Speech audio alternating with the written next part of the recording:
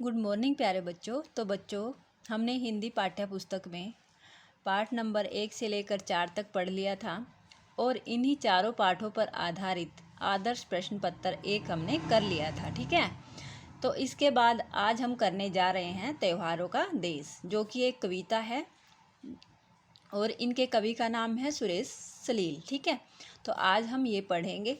तो चलते हैं पाठ नंबर 5 पर, त्योहारों के देश पर। ठीक है, तो ये देखिए, ये है पाठ नंबर 5, त्योहारों का देश। तो करते हैं स्टार्ट।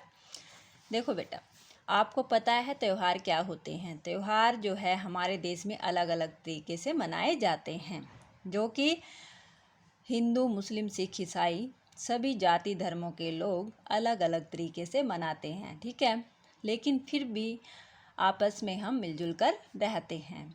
तो इसीलिए इस देश को, भारत देश को त्योहारों का देश कहा गया है, क्योंकि अलग अलग धर्मों के लोग जो हैं त्यौहार मनाते हैं अलग अलग तरीके से और मिलजुल कर मनाते हैं। ठीक है, वो लड़ते झगड़ते नहीं हैं कभी भी। तो हम इस पाठ में ये सभी जानेंगे कि ये त्योहारों का देश कैसे है।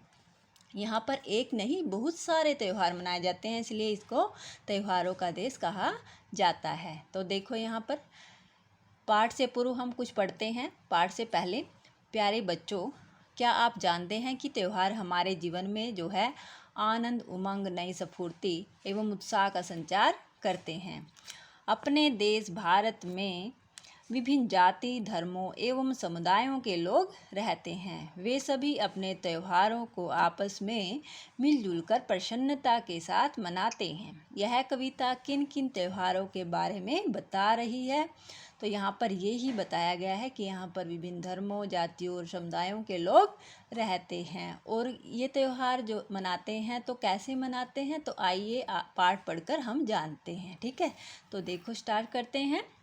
यह है त्योहारों का देश, अपना मनुहारों का देश, हरे लाल पीले रंग वाला, दीपों और फुलझड़ियों वाला, कैसा प्यारा वेश, यह है त्योहारों का देश। तो देखिए, यहाँ पर यह है त्योहारों का देश।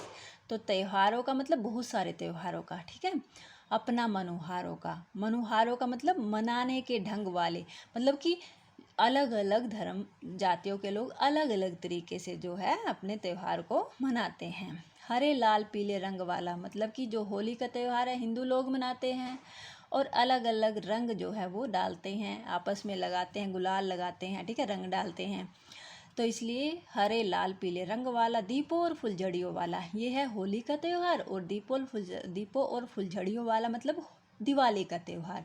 दिवाली पर हम दीप जलाते हैं, दिए जलाते हैं और फुलझड़ियाँ जलाते हैं। ठीक है ना, क्योंकि इस दिन भगवान राम अपना 14 वर्ष का वनवास पूरा करके अयोध्या वापस लौटे थे और अयोध्या वासियों ने जो है, वहाँ के नागरिकों ने क्या किया था, भगवान राम के आने की खुशी में घी के दिए जलाए थे। तभी से ये परंपरा चलती आ रही है।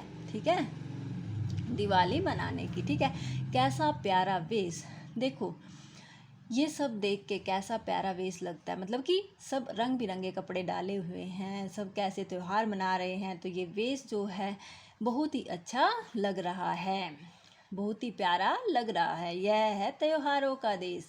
तो ये है हमारा त्योहारों का देश। ठीक है, तो यहाँ पर जो है कवि सुरेश सलील जी यही बताना चाह रहे हैं कि हमारे देश में विभिन्न जातियों के लोग रहते हैं, लेकिन फिर भी जो है हर त्यौहार को अच्छे से मनाते हैं, मिलजुल कर मनाते हैं। ठीक है, आगे है सरसों के फूलों की माला, केले के पत्तों का दुसाला है इसका परिवेश।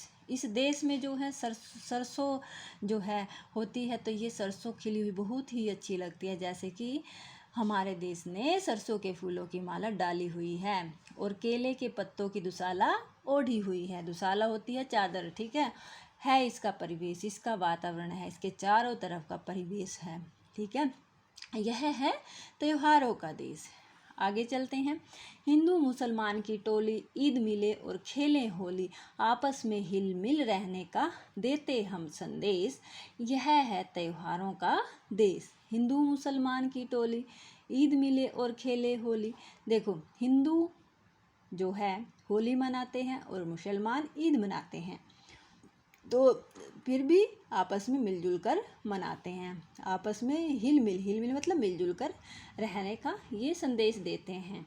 यह है त्योहारों का देश। तो हमारा देश सबसे निराला है, सबसे न्यारा है, क्योंकि यहाँ पर सभी मिलजुल कर त्यौहार मनाते हैं अलग अलग तरह के। ठीक है, बिहू, गणेश चतुर्थी, ओणम, पोंगल, वैसाखी का मौसम। देखो जैसे बिहू असम में मनाया जाता है, गणेश चतुर्थी अलग स्टेट में मनाई जाती है, कर्नाटक में। ठीक है, इसी तरह ओणम तमिलनाडु में, पोंगल जो है केरल में, बैसाखी का मौसम, बैसाखी जो है हरियाणा और पंजाब में मनाया जाता है। इस तरह ही सभी त्यौहार जो है अलग अलग राज्यों में अलग अलग तरीक़ों से मनाए जाते हैं। ये जो है फसल के कटने पर मनाए जाते हैं, ये सभी पोंगल है, ओणम है, ठीक है, बैसाखी है, बिहू है। ठीक है, तो ये पूजोत्सव भी साथ मन रहा। पूजोत्सव होता है पूजा का उत्सव, पूजा करते हैं जिसमें हम। कहीं नहीं है कलेश, कहीं भी कलेश नहीं है, सब अच्छे ढंग से जो है प्यार से जो है त्यौहार मना रहे हैं। यह है त्योहारों का देश। और इस तरह ये हमारा त्योहारों का देश है भारत देश। ये सुरेश सलील जी जो है लिख रहे हैं। ठीक है, अब करते हैं हम शब्दार्थ। त्योहार, त्योहार क्या होता है? उत्सव या फिर पर्व। मनुहार, मनाने का ढंग। वेश, स्वरूप, रंग रूप। दुसाला, ओढ़ने की चादर। दुसाला क्या होती है? ओढ़ने की चादर। परिवेश, आसपास का वातावरण। हिलमिल, मिलजुल कर। पूजोत्सव, पूजा का उत्सव। कलेश, कष्ट या दुख। ठीक है, ये हो गए शब्दार्थ। अब करते हैं अभ्यास। अभ्यास में सबसे पहले है मौखिक। मौखिक, ठीक है, मौखिक में बोलकर हमने पढ़ना है। जैसे मनुहारों, हिलमिल, ठीक है, फुलझड़ियों, संदेश। आगे है वेश, वेश, फिर है पूजोत्सव। ठीक है, फिर है पूजोत्सव, उसके बाद है सरसों, चतुर्थी, दुसाला, कलेश, परिवेश, बैसाखी, बैसाखी, टोली, त्योहार। ठीक है, अब करते हैं हम प्रश्न उत्तर। निम्नलिखित प्रश्नों के उत्तर बताइए। दीपों और फुलझड़ियों वाला त्यौहार कौन सा होता है? दीपों और फुलझड़ियों वाला त्यौहार दिवाली होता है। ठीक है, आगे है देश के परिवेश का वर्णन किस प्रकार किया गया है? सरसों के फूलों की माला और केले के पत्तों की दुसाला, मतलब चादर से। ठीक है, देश के परिवेश का वर्णन किया गया है। इस कविता में किस मुस्लिम त्यौहार का नाम आया है? ईद का। ठीक है, कौन से त्यौहार का नाम आया है? ईद का, जो कि एक मुस्लिम त्यौहार है। त्योहारों के साथ और क्या मन रहा है? पूजोत्सव। पूजोत्सव होता है पूजा का उत्सव। ठीक है, उसके बाद आगे चलते हैं। ये है हमारे लिखित प्रश्न उत्तर। ठीक है, निम्नलिखित प्रश्नों के उत्तर लिखिए। भारत को त्योहारों का देश क्यों कहा गया है? भारत में सभी धर्मों के लोग जो है अलग अलग ढंग से त्यौहार मनाते हैं, इसलिए भारत को त्योहारों का देश कहा गया है। ठीक है, कविता में किन किन त्योहारों का नाम आया है? ईद, बिहू, गणेश चतुर्थी, ओणम, पोंगल, बैसाखी, इन सभी त्योहारों का नाम आया है। त्योहार हमें क्या संदेश देते हैं? आपस में मिलजुल कर रहने का संदेश देते हैं। इस कविता में किन फूलों की माला बनाने की बात की गई है? सरसों के फूलों की माला। बैसाखी का त्यौहार आप किस प्रकार मनाते हैं? लिखिए। बैसाखी का त्यौहार हम जो है फसल कटने के बाद मनाते हैं। कविता की पंक्तियाँ पूरी कीजिए। हिंदू मुसलमान की टोली, ईद मिले और खेले होली, आपस में ही हिल मिल रहने का देते हम संदेश, यह है त्योहारों का देश। निम्नलिखित पंक्तियों का आशय जो है हमने स्पष्ट करना है। देखो, बिहू, गणेश चतुर्थी, ओणम। ओणम केरल में मनाया जाता है। ठीक है, बिहू जो है असम में मनाया जाता है। गणेश चतुर्थी ये भी हमारा जो है कर्नाटक राज्य का त्यौहार है। इसी तरह पोंगल जो है तमिलनाडु में मनाया जाता है। बैसाखी पंजाब व हरियाणा में मनाया जाता है फसल कटने के बाद। ठीक है, पूजोत्सव भी साथ मन रहा है। इन सभी त्योहारों के साथ जो है पूजा का उत्सव भी साथ मन रहा है। कहीं नहीं है कलेश, फिर भी कहीं पर कलेश नहीं है, झगड़ा लड़ाई नहीं है। ठीक है, यही है त्योहारों का देश।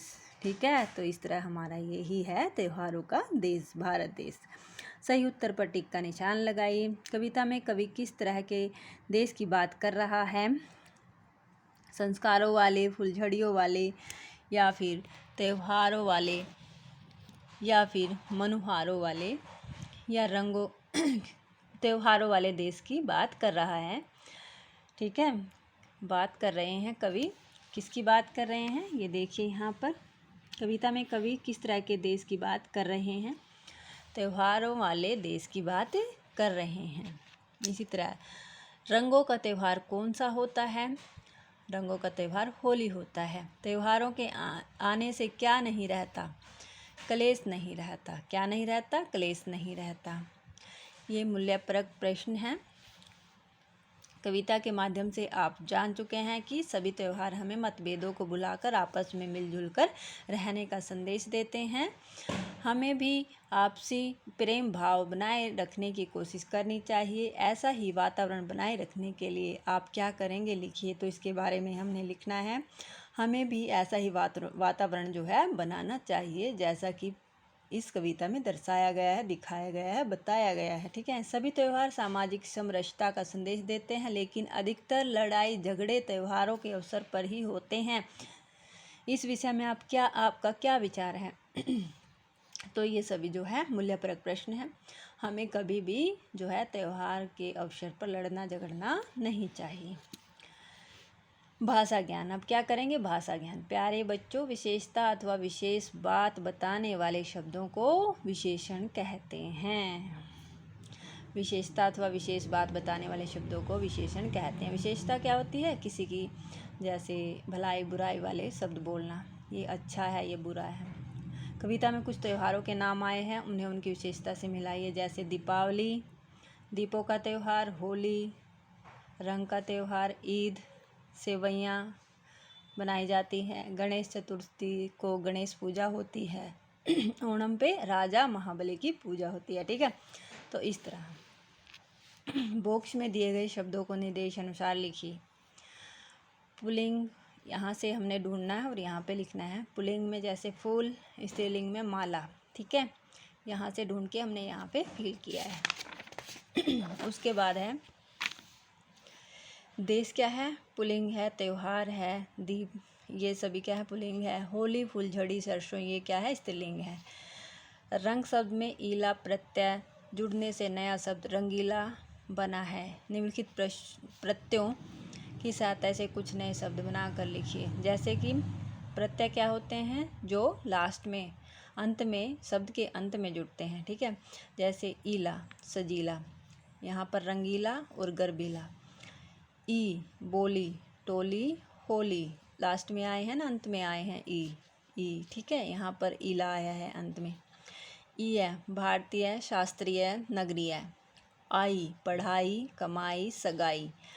आकू, पढ़ाकू, लड़ाकू, तंबाकू। तो ये हो गए हमारे प्रत्यय। ठीक है, तो हमारा हुआ कंप्लीट लेसन। तो आज सिर्फ इतना ही। धन्यवाद। आगे हम करते रहेंगे इसी तरह।